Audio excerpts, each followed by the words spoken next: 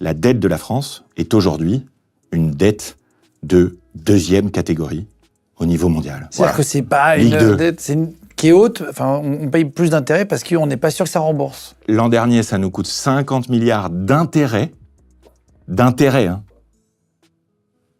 Cette année, ça va probablement être 70 milliards d'intérêts. Ouais. Et en 2029, ça devient le premier budget de l'État. On devrait atterrir à 100 milliards d'intérêts de la dette. Donc juste des intérêts qu'on paye sur ce qu'on emprunte. Et ça, en économie, c'est un terme qui est extrêmement important de comprendre. C'est ce qu'on appelle la soutenabilité de la dette. Tu sais, on a coutume de dire qu'il faut que le monde soit durable.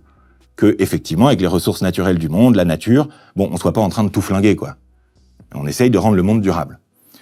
Eh bien, là, la dette, même parfois si elle est beaucoup plus grosse, par exemple aux États-Unis, où elle est beaucoup plus grosse que la nôtre, la dette des États-Unis, eh ben, t'as des dettes qui sentent mauvais.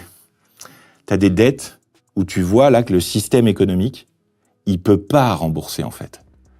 Ça, c'est ce qu'on appelle la soutenabilité de la dette.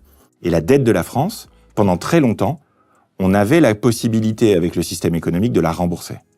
L'an dernier, on est passé dans le critère où la dette va devenir incontrôlable, puisque le coût de la dette, les taux d'intérêt de la dette, étaient supérieurs à la croissance économique.